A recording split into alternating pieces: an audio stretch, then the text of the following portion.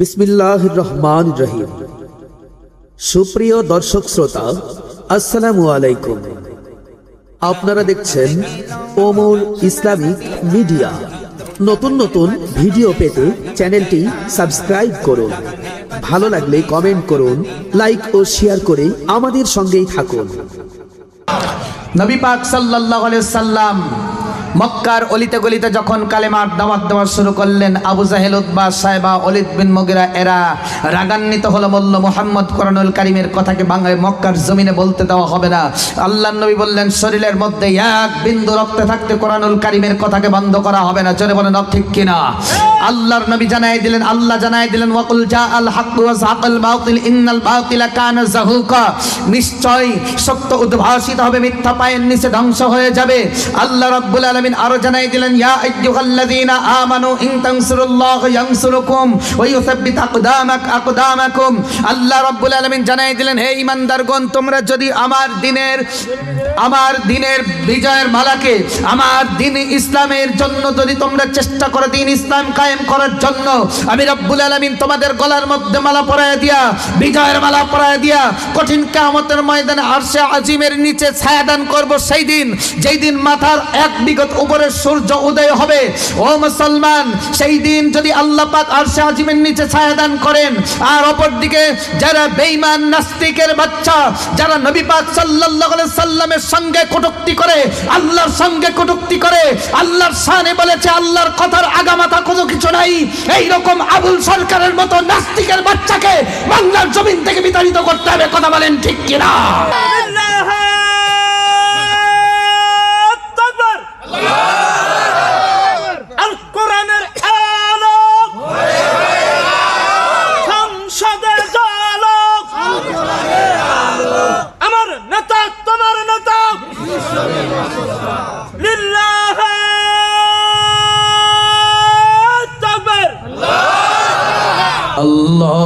আল্লাহুম্মা জোরে জোরে জোরে মাওলানা ওয়া আলা আলিহি।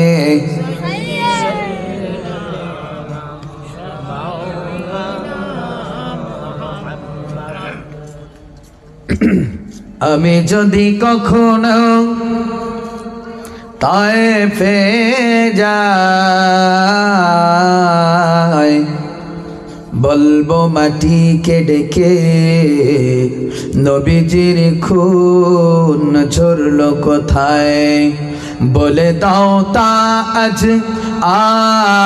আমাকে, প্রতিশোধের দাবানল জ্বালাবো হেথায়।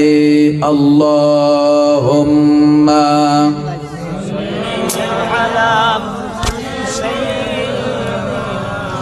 মাওলানা মুহাম্মদ ওয়া আলা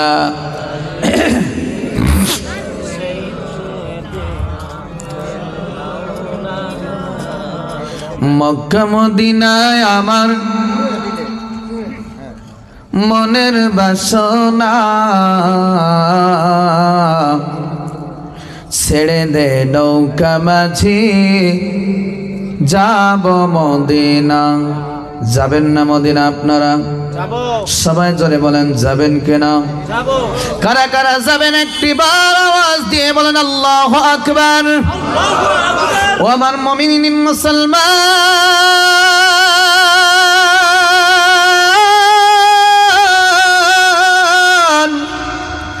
আজকের মাহফিল থেকে যদি আজকে আপনি আওয়াজ দেন, আমার আল্লাহ কবুল করতে পারে কি পারে না? ও আমার মুমিন মুসলমান ভাই বাবাজিরা রে, একটা বার যদি মক্কা মদিনায় কেউ যেতে পারে, নবীকে সালাম যদি জানাতে পারি, আল্লাহর নবী বলেন, মান জারা কবরি ওয়াজাবাত লাহু শাফাআতি ইয়াউমাল কিয়ামাহ। আল্লাহর নবী বলেন, পৃথিবীর উম্মতেরা রে,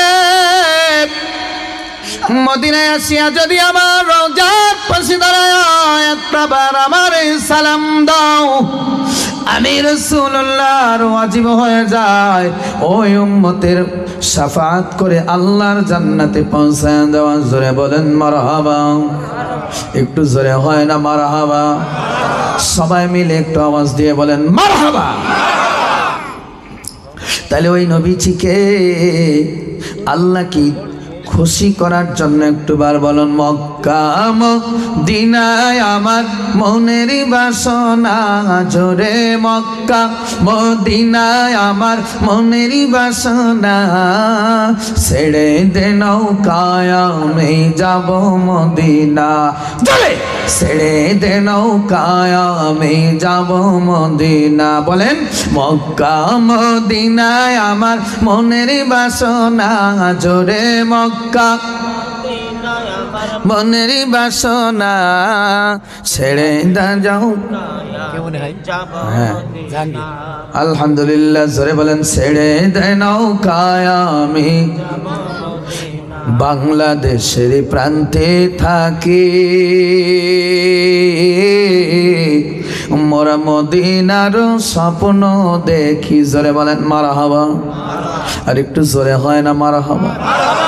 বাংলাদেশের প্রান্তে থাকি মোরা মদিনার স্বপ্ন দেখি। ও মদিনায় গেলে বুঝি গোনা থাকে না। বলেন ও মদিনায় গেলে বুঝি গোনা থাকে না। ছেড়ে দে নৌকায় আমি যাব মদিনা। বলেন ছেড়ে দে নৌকায় আমি। আলহামদুলিল্লাহ ওয়াকাফা ওয়া সালামুন আলা ইবাদিহিল্লাযিনা ইসতাফা আম্মা বা'দ। উপস্থিত মাইলমারি চকপাড়া যুব সমাজ ও গ্রামবাসীর উদ্যোগে আয়োজিত ৬তম তাফসীরুল কোরআন মাহফিলের সম্মানিত সভাপতি সাহেব হাফেজ মাওলানা মোহাম্মদ ফিরোজুল ইসলাম সিদ্দিকী সাহেব, প্রধান শিক্ষক ট্যাংরামারি দাখিল মডেল মাদ্রাসা ও খতিব ভোমরদাহ জামে মসজিদ, আতানাল্লাহু ফি উমুরি। জোরে বলেন আল্লাহুম্মা আমিন। আজকের মাহফিলের প্রধান আকর্ষণ তথা মধ্যমণি বিশিষ্ট ইসলামিক চিন্তাবিদ ও মুফাসসিরে কোরআন, সারা বাংলার আলোড়ন সৃষ্টিকারী ওয়াইজ হযরতুল আল্লাম মাওলানা মুহাম্মদ জুবাইর হোসেন সাহেব, শিবপুর আটঘরিয়া পাবনা, আতানাল্লাহু উমরুহু। জোরে বলেন আল্লাহুম্মা আমিন। আজকের মাহফিলের পরিচালক হাফেজ মোহাম্মদ জিল্লুর রহমান ভাই, আমার পূর্বে আলোচনা করেছেন হাফেজ মাওলানা নাজমুল হুসাইন সাহেব। হায়াকাল্লাহু বারাকাল্লাহু ফি হায়াতি। জোরে বলেন আল্লাহুম্মা আমিন। আমার সম্মুখ উপবিষ্ট মুরব্বিয়ান আওয়াজ যুবক ভাইরা, মঞ্চে উপবিষ্ট জাতির যুগের শ্রেষ্ঠ সন্তান হযরতে উলামায়ে কেরাম, সকল পর্দার অন্তরালে জানাচ্ছি বসে রয়েছেন অবলা সরলা সর্বগুণে গুণান্বিতা শিক্ষিকা সম্মানিতা মা এবং বোনেরা, সকলকে জানাচ্ছি প্রাণ ঢালা ভালোবাসা অভিনন্দন প্রীতি ও শুভেচ্ছা আন্তরিক এবং সালাম। আসসালামু আলাইকুম ওয়া রাহমাতুল্লাহি ওয়া বারাকাতুহু। ভাই বারবার আসি বাবাজি, এই জন্য আপনারা কি রাগ করেছেন? সামনে যারা আছেন তারা কথা বলেন, রাগ করেছেন? যদি রাগ না করেন তাহলে সালামের উত্তর তো এত আস্তে হওয়ার কথা ছিল না বাবা। তাহলে আমি আরেকবার সালাম দিচ্ছি, আপনারা আরেকবার আমাকে জবাব দিয়ে পরিচয় দেন যে হুজুর আপনার প্রতি আমাদের আসলে কোনো রাগ কিছু নেই, যা হবার হয়েছে। আসসালামু আলাইকুম ওয়া রাহমাতুল্লাহি ওয়া বারাকাতুহু। জানতে চাচ্ছি আপনারা সকলে কেমন আছেন? আরেকটু জোরে বলেন। বাবাজিরা আমার, আজকে মাহফিলে আপনাদের সাথে আমি 4টা জিনিস চাবো। কতটা জিনিস চাবো বললাম? কোনো ভয় পাওয়ার কারণ নেই, নো টেনশন। জিনিস চাবো কয়টা? 1 নাম্বারটা এখন চেয়ে নিই। মাহফিলে সুবহানাল্লাহ আলহামদুলিল্লাহর আওয়াজ দিতে বলবো যখন, প্রয়োজন হবে যখন আওয়াজটা বাড়িয়ে দিবেন তখন। রাজি আছেন ইনশাআল্লাহ? কারা কারা রাজি নাই তো হাত তুলে আল্লাহকে দেখান। আমি বলছি কারা কারা রাজি নাই তারা তোলেন। হ্যাঁ হ্যাঁ, সম্মানিত উপস্থিতি, এখন তাহলে আওয়াজ দিবেন তো ইনশাআল্লাহ? তাহলে একটু আল্লাহু আকবারের ধ্বনিটা আওয়াজ আকাশে ভাসান তো ভাই। নারায়ে তাকবীর। সম্মানিত উপস্থিতি, এটা কি খুব একটা ভালো বিষয়? আবুল সরকার যেটা বলেছে আল্লাহর কথাবার্তার কোনো আগামাথা নাই, এটা ভালো কথা? বলেছে আল্লাহর মুখ না অন্য কিছু, এরকম একটা কথা বলেছে, সে বেয়াদব। সম্মানিত উপস্থিতি, আমরা এইরকম কোন নাস্তিককে বাংলার জমিনে দেখতে চাই না। কথা বলেন ঠিক কিনা? আপনারা কি ভয় পাচ্ছেন ভাই? ভয় না পেলে তো আওয়াজ দিতে হবে। সম্মানিত উপস্থিতি, কোরআনুল কারীমের আইন বাংলার জমিনে নয়, সারা বিশ্বের জমিনে কোরআনুল কারীমের আইন প্রতিষ্ঠিত হোক, এটা আমরা সবাই চাই। কথা বলেন ঠিক কিনা? সম্মানিত উপস্থিতি, এই জন্য কোরআনুল কারীমের আইনকে যদি বাংলার জমিনে বলেন, বিশ্বের জমিনে বলেন, যদি বাস্তবায়ন করতে হয়, নবী বাদ দিয়ে কোরআনুল কারীমের আইন প্রতিষ্ঠিত হবে না। আগে আল্লাহ বলেছেন, তোমরা যদি আমি আল্লাহকে পেতে চাও, আমার রাসূলকে ভালোবাসতে হবে। রাসূলকে যদি ভালোবাসো তাইলে তোমাদের জন্য সহজ হবে। রাসূল ছাড়া একদল মুনাফিক আল্লাহর নবীর কাছে যে বলতেছেন, ওয়ামিনান নাসি মান ইয়াকুলু আমান্না বিল্লাহ, ও নবী আমরা ঈমান এনেছি আল্লাহর উপরে, আমান্না বিল্লাহ ঈমান এনেছি আল্লাহর উপরে, ওয়া বিল ইয়াউমিল আখিরি ঈমান এনেছি আখিরাতের উপরে। আল্লাহ বললেন, সার্টিফিকেট দিলেন, ওয়ামা হুম বিমুমিনিন, এরা হলো টাটকা মুনাফিক। কথা বলেন ঠিক কিনা? আল্লাহ বললেন, ও নবী এরা আমাকে চেনে, আমার আখিরাত চেনে। আপনি রাসূলকে যেই ব্যক্তি চেনে না, আমি আল্লাহ তাকে চিনে না, ভুলে গেলাম। রাসূল দরকার। নবী পাক সাল্লাল্লাহু আলাইহি সাল্লামের সম্মান নিয়ে ফ্রান্সের এক বেয়াদব মহিলা কটূক্তি করেছিল। পরে খবর এসেছে আল্লাহ তাকে ছেড়ে দেয় নাই, পাগলিতে রূপান্তরিত করেছেন। কথা বলুন ঠিক কিনা? আল্লাহর নবীর সম্মান নিয়ে যারা এই গুস্তাকি করবে, আল্লাহ পাক ছেড়ে দেবেন না। কারণ হাদিস শরীফে এসেছে, যদি কেউ আল্লাহকে কেউ যদি বেজার করে, কিয়ামতের ময়দানে যদি আল্লাহর দরবারে জায়গা না পায়, আমার নবী শাফাআত করে তাকে জান্নাতে পৌঁছাবে। আল্লাহকে আমার নবী রাজি করাবেন। আর কেউ যদি নবীর সঙ্গে বেয়াদবি করে, শাফাআত করার কেউ থাকবে না। বন্ধুগণ আমার, ভূমিকা ছাড়া আলোচনার মধ্যে ডেকে বললাম, বাবাজি যে নবী পাক সাল্লাল্লাহু আলাইহি সাল্লাম এত কষ্ট করেছেন উম্মতের জন্য। কথা বলেন ঠিক কিনা? আল্লাহ বলতেছেন, লাকাদ মান্নাল্লাহু আলাল মুমিনিনা ইয বা'আসা ফীহিম রাসূলাম মিনহুম। আমার আল্লাহ বলেন, পৃথিবীর মানুষরা, আমি আল্লাহ আমার নবীকে দিয়ে তোমরা বান্দা, আমি আল্লাহ তোমাদেরকে দয়া করেছি। জোরে বলেন সুবহানাল্লাহ। ও বন্ধুরে, কেমন দয়া করেছেন আল্লাহর নবী। চেয়েছেন, আল্লাহ গো, এই যে বাইতুল মুকাদ্দাস কেবলা, ও মালিক, কেবলাটা যদি আমার দেশ মক্কার দিকে হইতো তাইলে কত ভালো লাগতো। আল্লাহর নবী জোহরের নামাজ আদায় করছিলেন, ইমামতি করতেছিলেন, এমন অবস্থায় আয়াত নাজিল হলো, কদ নারা তাকাল্লুবা ওয়াজহিকা ফিস সামাই ফালানুওয়াল্লিয়ান্নাকা কিবলাতান তারদাহা। চিল্লায় বলুন সুবহানাল্লাহ। ও মুমিন মুসলমান, আল্লাহ পাক আমার নবীকে কেমন ভালোবাসেন। সঙ্গে সঙ্গে আয়াত নাজিল হলো, হাবিব আপনি আপনার কিবলাকে পরিবর্তন করুন। আল্লাহ তো বলতে পারতেন আপনি আসরের 4 রাকাত হচ্ছে মক্কার দিকে ঘুরে পড়েন, কিন্তু জোহরের নামাজের 2 রাকাত ফরজ চলছে, 2 রাকাতে তাশাহুদে বসেছেন। বন্ধুরে, আবার আল্লাহ আয়াত নাজিল করলেন, কদ নারা তাকাল্লুবা ওয়াজহিকা ফিস সামাই ফালানুওয়াল্লিয়ান্নাকা কিবলাতান তারদাহা। ও নবী, আপনি তাড়াতাড়ি করে আপনার চেহারা মোবারক মক্কার জমিনে ঘোরায়, মক্কার জমিনের দিকে ফিরায় দেন। জোরে বলেন আল্লাহু আকবার। সেই নবীর যদি কোনো বেয়াদব কটূক্তি করে, আল্লাহকে ছাড় দেবেন নাকি? বন্ধুরে, আল্লাহর নবী দুনিয়ায় এখনো আসেন নাই। হযরতে আব্দুল মুত্তালিব বেড়াইতে মাঝে মধ্যে ব্যবসার ক্ষেত্রে যাইতেন। আব্দুল ওয়াহাব জোহরির বাড়ি, নবীজির নানার নাম হলো আব্দুল ওয়াহাব জোহরি। জোরে বলেন কি নাম? বন্ধুরে আমার, আপনার সামনে আসেন না, সব উঠে চলে গেছেন? হ্যাঁ, সবাই আসেন তো ইনশাল্লাহ। আমার আবার আপনারা কথা না বললে ভয় লাগে, আমার পুরাতন শ্রোতা তো বলে হুজুর আমরা কথা না বললেও শুনি আপনার আলোচনা। বাবা আপনারা সবাই জান আমার দুটো চক্ষু আল্লাহ তাআলা দেননি, এটা সবার জানা। তো সেই ক্ষেত্রে আমি একটু অনুরোধ করবো, সুবহানাল্লাহ আলহামদুলিল্লাহ আওয়াজটা একটু দিতে হবে তো নাকি? নাহলে আমি তো মনে করবো সব পালি কিছু, আমি একা একা হাত তুলি মনোজাত করি নেমে চলে যাবো। বন্ধুরে আমার,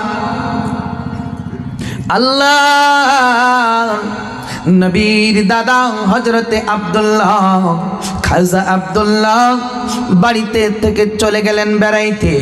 নবীজির নানা আব্দুল ওয়াহাব জোহরের বাড়িতে যাওয়ার পরে, ও মুসলমান আমার দিকে তাকান, নবী পাক সাল্লাল্লাহু আলাইহি সাল্লামের দাদার 10টা সন্তান।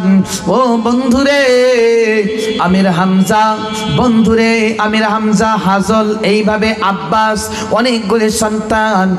বন্ধুরে আমার আবু তালেব, অনেকগুলি সন্তান। আল্লাহর নবীর দাদা হযরত আব্দুল ওয়াহাব জোহরি কে ডেকে বলতেছেন, বন্ধুরে ও বন্ধু তুমি একটা কাজ করো না বন্ধু, তোমার কয় ছেলে মেয়ে তুমি বলো না। বলতেছে বন্ধু আমার একটাই মেয়ে আল্লাহ আমাকে দান করেছেন, জোরে বলুন আল্লাহু আকবার। আল্লাহর নবীর দাদা বলতেছেন, বন্ধু ওই মেয়েটির নাম কি রেখেছো? হযরতে আব্দুল ওয়াহাব জোহরি বলতেছেন, বন্ধুরে ওই মেয়েটির নাম রেখেছি আমিনা। ও বন্ধু তুমি কি তোমার আমিনাকে আমার ছেলে আব্দুল্লাহর সঙ্গে, আমার একটা ছেলের সঙ্গে বিয়ে দিবা কিনা? আল্লাহর নবীর নানা বলতেছেন, বন্ধুরে ওই মেয়ে তোমার ছেলের জন্য হবে না। ও বন্ধু তোমার ছেলে তো এক একটা এক এক রকমের, আমি আমার মেয়ের সঙ্গে ওই ছেলের বিয়ে দেব না। বাবা নবীজির দাদা বলতেছে, বন্ধুরে আমার একটা সন্তান আছে, যেই সন্তানের নাম হলো আব্দুল্লাহ। আরেকবার বলেন সুবহানাল্লাহ। হযরতে আব্দুল ওয়াহাব জোহরি বলতেছেন, বন্ধু আমার যেই মেয়েটি ওই মেয়ে আমিনা সোমবার এবং বৃহস্পতিবার দিন রোজা রাখে। আল্লাহু আকবার, কি বলবেন না ভাই? সোমবার এবং বৃহস্পতিবার রোজা রাখে। ও বন্ধু আর সোমবার এবং বৃহস্পতিবার আমার ওই মেয়ের কপাল থেকে নূরের জ্যোতি চিক চিক চিক করে আলোর ছাটা দেয়। জোরে বলা যাবে কি সুবহানাল্লাহ?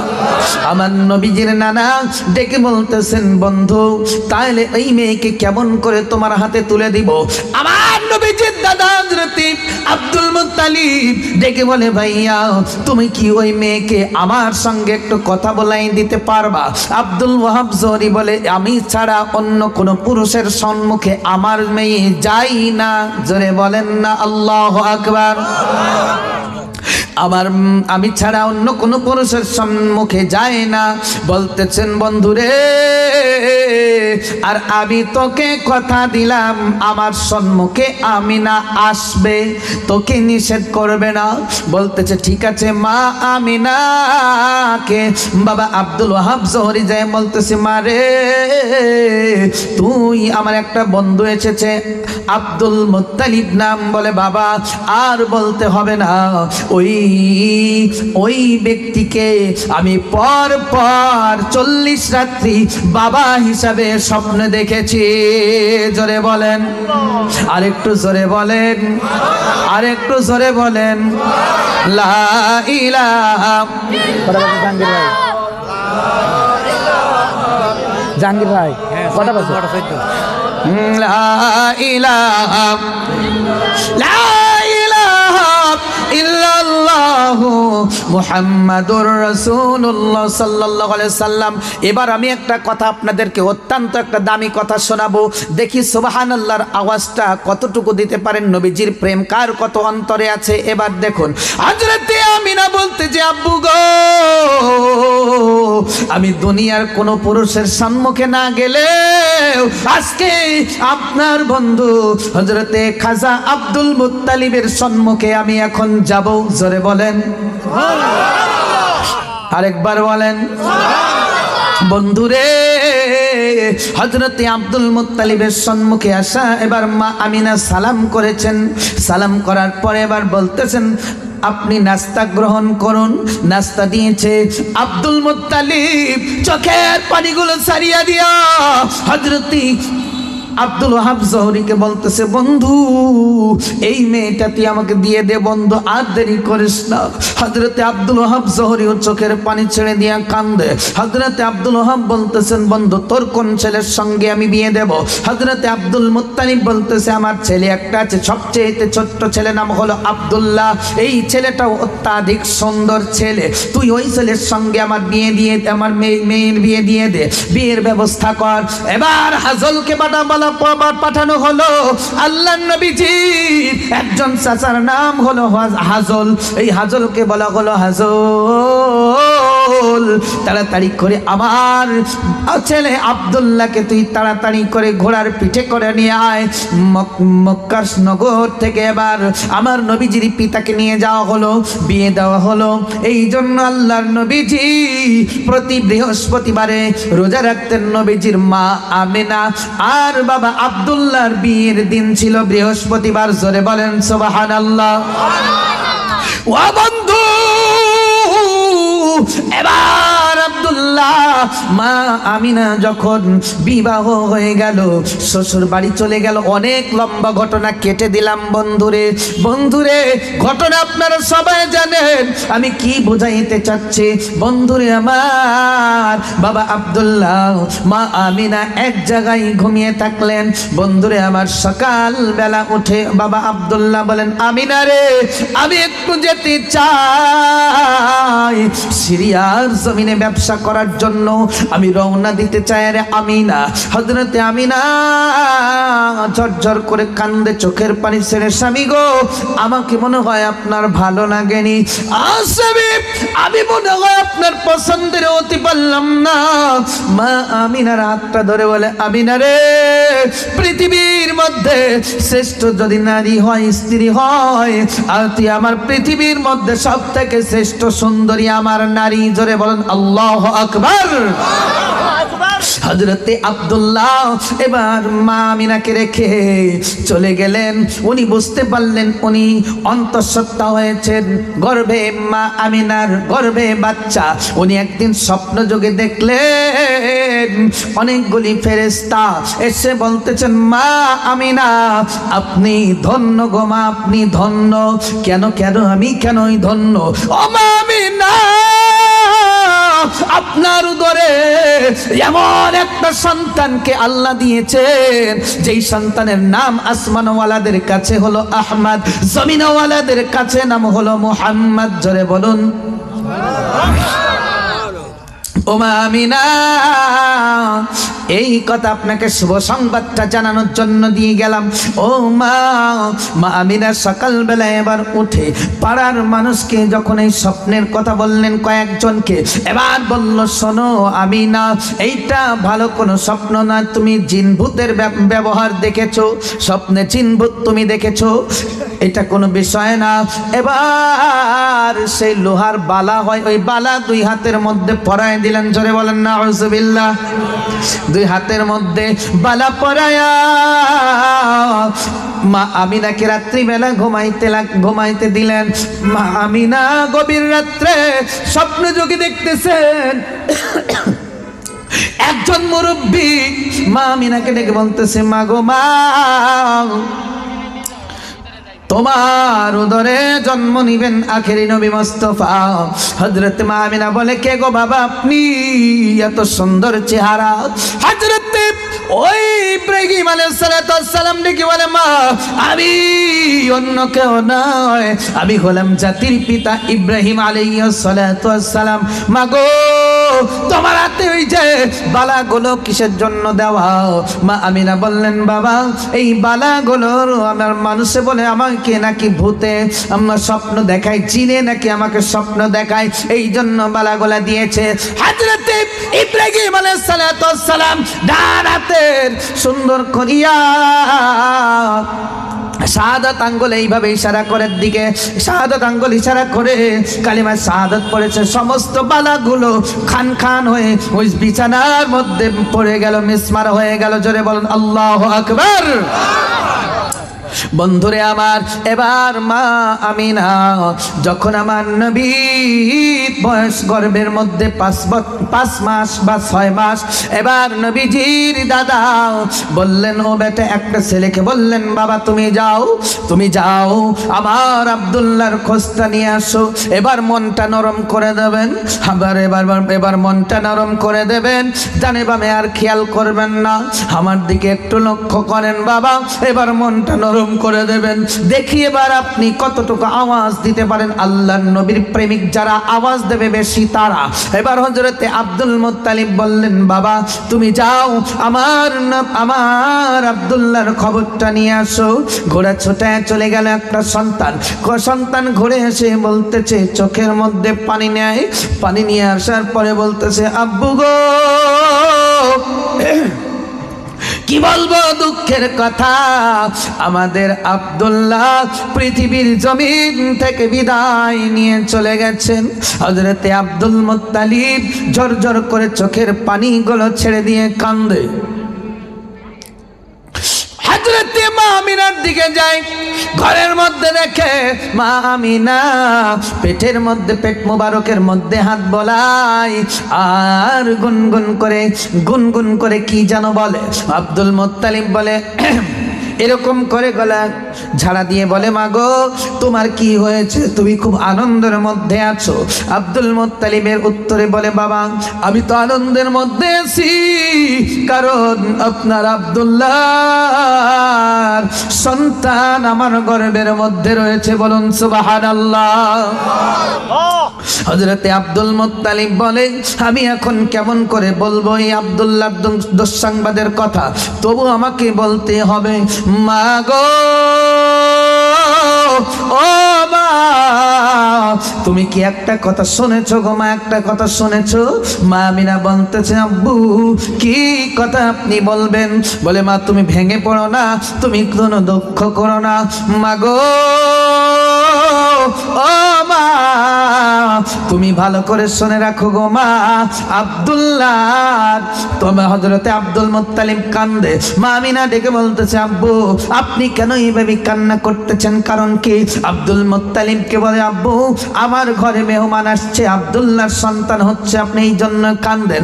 আপনার সন্তান আবু তালেবের সন্তান আছে, আমির হামজার সন্তান আছে, আব্বাসের সন্তান আছে, ও বাবা হাজলের সন্তান আছে। আব্বা আপনি আমার সন্তান গর্ভে আসার দেখে কাঁদতেছেন। আব্দুল মুত্তালিব জড়ায় ধরে বলে, মা গো তোমার সন্তান গর্ভে আসছে, এই জন্য আমি কোনো দুঃখ পাই নাই, আমি আনন্দ পেয়েছি গো মা। কিন্তু মা গো শোনো, ভালো করে শোনো, কি বলে আমি তোমাকে বলবো ও মা, এই ছোট্ট মানুষ তুমি জানি না সহ্য করতে পারবে কিনা। বলে, বাবা আপনি আমাকে বলুন, আমাকে তো শুনতে হবে। হযরতে আব্দুল মুত্তালিব রেখে বলে, মা গো আমার আব্দুল্লাহ পৃথিবীর জমিন ছেড়ে বিদায় নিয়ে চলে গেছেন। বলুন ইন্না লিল্লাহি ওয়া ইন্না ইলাইহি রাজিউন। জোরে বলুন আল্লাহু আকবার। মা আমিনা এবার চোখের পানিগুলো ছেড়ে দিয়ে দিয়ে কান্দে আর ডেকে বলে, আব্দুল্লাহ, ওরে আব্দুল্লাহ, বিদেশে গেছো ছেলের জন্য ভালো পোশাক আনার জন্য ইনকাম করতে, বিদেশে গেছো আমার আর আমার সন্তানের সুখের জন্য ইনকাম করতে। ওরে আব্দুল্লাহ, তোমার পয়সা লাগবে না, আমি আমার সন্তানকে গামছা ছিড়ায়া পরায় রাখবো, দামি পোশাক লাগবে না, টাকা লাগবে না। আব্দুল্লাহ রে, আমার ছেলের লাগবে বাবা,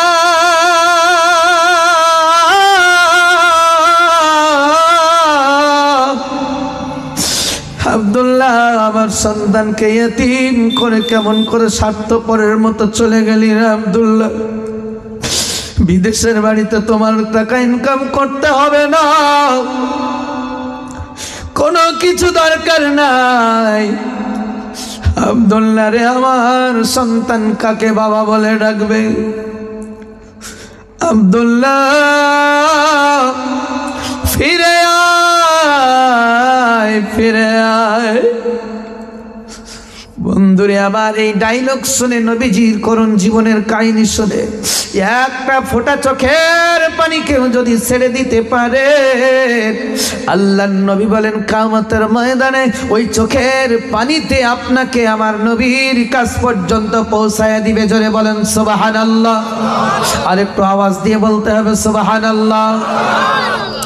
বন্ধুরে এবার পরে কি ঘটনা হলো, এখনো অনেকগুলি ঘটনা আছে সম্মুখে, আপনারা শুনতে চান না ইনশাআল্লাহ?